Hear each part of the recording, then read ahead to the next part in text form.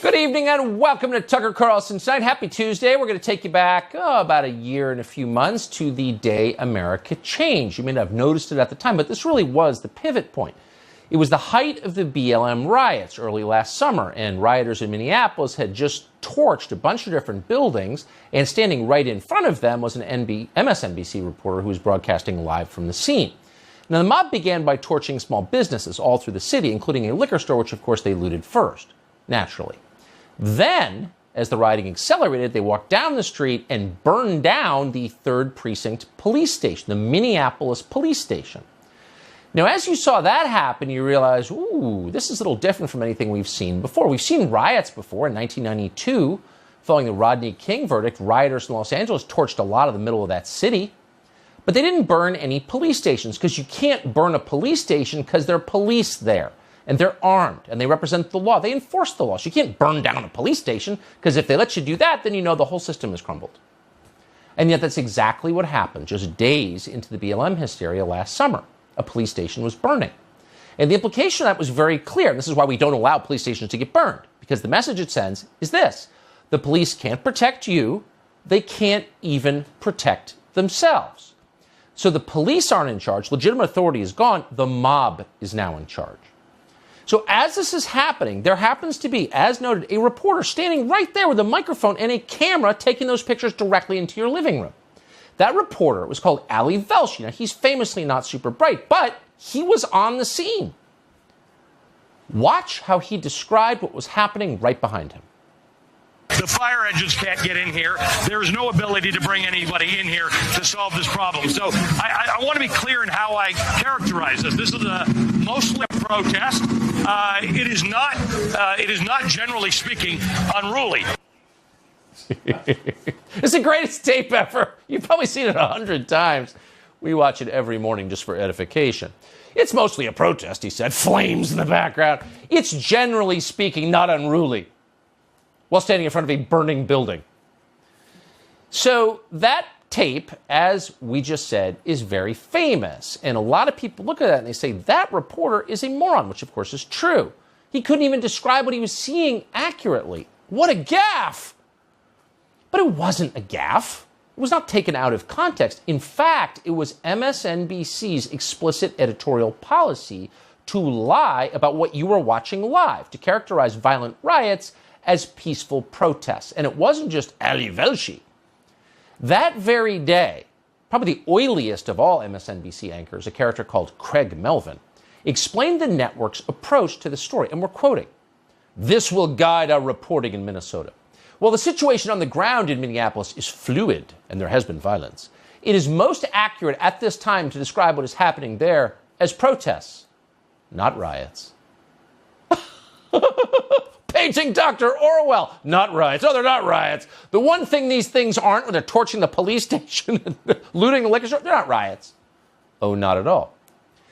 But MSNBC was not an outlier in adopting this policy of reality denial. Here's what CNN's coverage looked like at the time.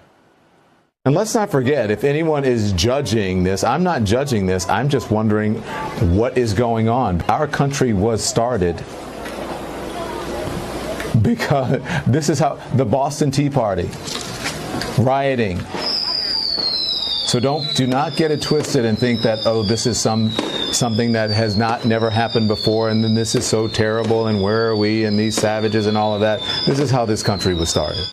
Yeah, this is totally normal. We've been dealing with this for hundreds of years. Sam Adams himself torched a Wendy's and looted a liquor store before burning down a police station in downtown Minneapolis. This is how this country started. We've always had riots and looting virtually every day. It's totally normal. So your job as a viewer, per CNN, MSNBC, New York Times, The Atlantic, The Washington Post, all the rest of them, was to remain calm, acknowledge that this is just the way things are, this is the way they have always been, and accept it. The country your ancestors built is on fire, but shut up, because your ancestors also burned it down. Now, that's not true. In fact, it's grotesquely untrue. You have to be historically illiterate to believe it. Many people are, unfortunately. But it worked, because propaganda does. That's why they do it. So instead of pushing back against this rioting, most Americans kind of went along with it. Well, it doesn't look quite right to me, but this is how our country started. That's what Don Lemon said, so I'm going to kind of go along with it. In other words, as your quality of life declines, you are instructed not to notice. And this trend has continued. The Washington Post just ran this headline, and we're quoting, "Don't rant about short-staffed stores and supply chain woes. Rather than, quote, living constantly on the verge of throwing a fit, we do ourselves a favor by consciously lowering expectations." Got that? So if you don't like the fact that the shelves are bare in your local store, don't throw a fit, don't be an entitled little tool. Lower your expectations. What did you expect in America? Come on. Bread lines. We've always had bread lines. It's sort of charmingly retro, these bread lines. Don't complain as your life becomes worse and as your country degrades. That's the message. And not surprisingly, that message is coming directly from the people who are making your life worse and destroying the country. That would, of course, would be the White House. Here's his grouchy little flack today. It's almost impossible to believe this person is real and not just some sort of mock-up of like a Wesleyan gender studies student. Apparently she is real. And today she was asked about these supply chain problems. Like, our ports are shut down. What do we do? Watch as she mocks the reporter's question. How dare you ask? Watch this. Just a question on the timing on the supply chain issue. Actions that the president has taken. It was clear in March of 2020 when COVID hit that the supply chains across the world had been disrupted. Even as the sort of work to fight back against COVID proceeded, it was crystal clear that things were not improving on supply chain. People couldn't get dishwashers and furniture and treadmills delivered on time, not to mention all sorts of other things. So why is the tragedy of the treadmill that's delayed? Right, the problem. But the serious point is, why didn't the president act sooner in a more aggressive way? Were you complaining about not having a treadmill? Settle down, Karen. What do you want to exercise? You've got Netflix and weed. Shut up. Get back to your cube. Be happy. Lower your expectations. And if you do go outside, if you notice the Walgreens is, for example, closed, and so is the CVS, because everything in there has been stolen by thieves who have now been redefined as civil rights protesters, stop complaining, Karen. It's always been this way. Now, San Francisco has very few Walgreens or CVSs or stores like that left because they've all been looted by civil rights protesters. But that's not a problem, according to the mayor of San Francisco. In fact, as she explains in this amazing piece of tape, it's really Walgreens' fault. Ultimately, they've made their decision. We have tried to work with them in order to ensure that we are covered in terms of having pharmacies all across the city. This is going to, of course, impact a lot of our neighborhoods. But I wouldn't go as far as to say they can't do business. They still have a lot of stores. Everywhere you look, almost every corner, you'll see a Walgreens. And some of these stores are not just closing because of retail theft, they're closing because they're not necessarily bringing in the sales that they once did. So I don't want to attribute that completely to just retail theft. So you're sort of tempted to say, well, if you elect a mayor that dumb, then you kind of deserve what you get. But the truth is, not everybody in San Francisco voted for London Breed despite her alluring name. They don't deserve this. No one deserves this. The truth is, you shouldn't have daily looting in American cities because it's a first world country. This isn't some third world hellhole. This is, once again, the country that our ancestors built. It's a great country. It's a clean country. It's an orderly country. People don't steal. You're not allowed to steal. Okay? Period. But all of a sudden, you can steal, and our leaders are telling you, you've always been able to steal. It's okay. You bring your kids to school, and, oh, wait a second, there are junkies living in tents right across from your kid's school. Well, they've always been there too. They were there when you were a kid. You just never noticed. Just readjust your expectations. Settle down, Karen. Here's Seattle's Mayor, Jenny Durkin, explaining that children are just going to have to deal with the junkies living in tents right next to their school. Here's a local news report from Seattle.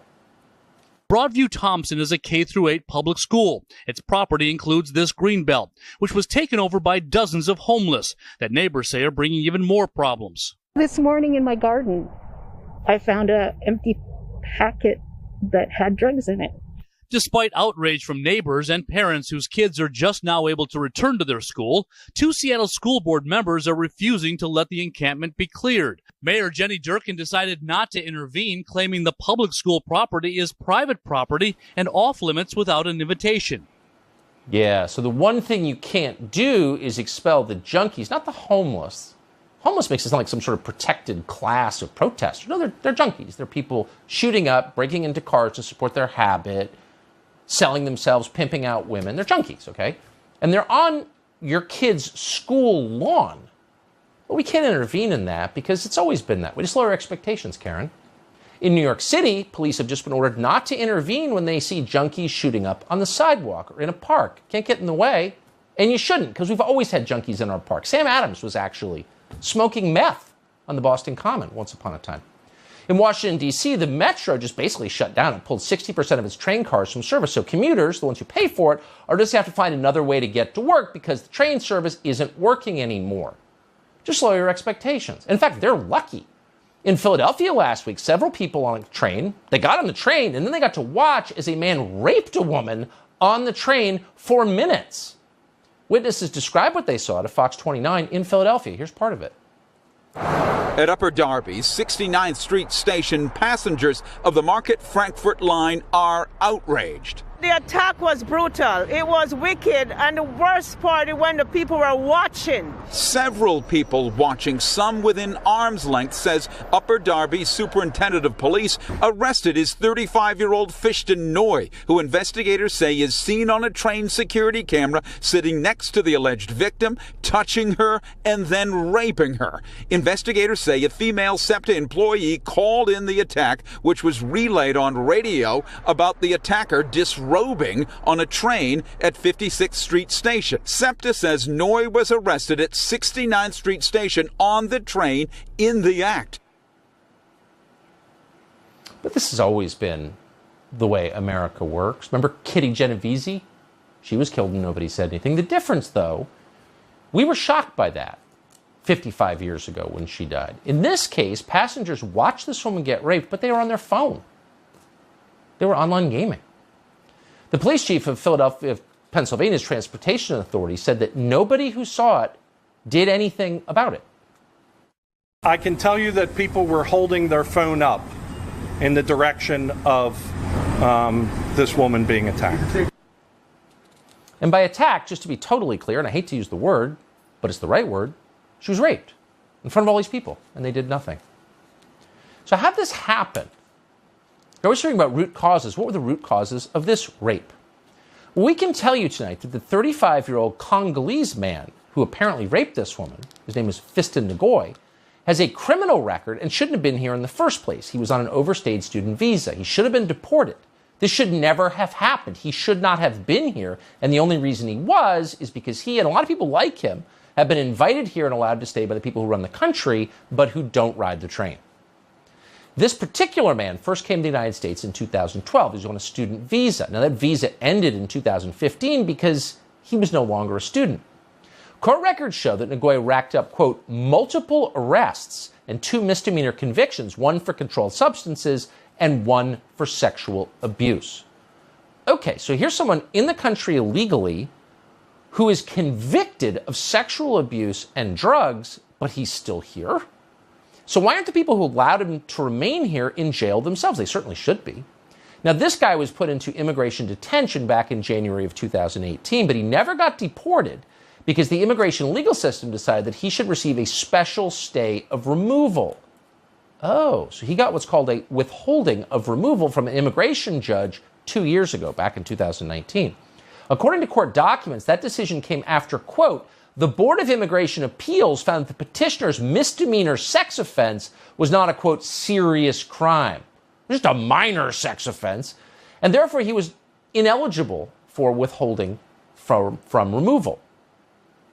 So to recap, you can walk into our country at the invitation of our leaders at public expense. You can overstay your visa and in so doing mock our laws. Then you can get busted for drugs and a sex crime, not deported, allowed to stay, and then you'll go on, probably inevitably at this point, to rape a woman on a train in full view of a crowd that does nothing to stop it. But it's always been this way. Don't get uptight. Readjust your expectations. You want more of this? We may be getting it. Today, Joe Biden's nominee to lead the Border Patrol, a guy called Chris Magnus, sat for his confirmation hearings. Now, it turns out that Magnus, if anything, is to the left of Biden, even to the left of Barack Obama on immigration matters. Just a year ago, when he was the police chief of Tucson, Arizona, Magnus rejected a federal grant that was part of a program called Operation Stone Garden that was supported by the Obama administration. Now, the point of the program was to help border towns fight cartel violence and drug trafficking. That would seem a worthy goal, not really directly related to immigration, directly related to the deaths of hundreds of thousands of Americans. But Chris Magnus, in his wisdom, rejected that money. His own police department was outraged by this, but Chris Magnus didn't care because he's a deeply good person, unlike you. He's happy to abet the deaths of thousands of Americans by drug ODs. He said that this money and this mission, stopping drug cartels, didn't align with the work he's doing. That work, of course, is opening our country's borders. So here you have the person who's about to oversee our country's border security who does not believe in borders. Now, if that bothers you in any way, if you think we should be deporting rapists instead of letting them rape women on trains, then the White House has a very clear message for you. Shut up, Karen. Stop complaining. Those arsonists aren't arsonists, they're mostly peaceful protesters. That treadmill? You don't deserve a treadmill. Lower your expectations. Get used to it.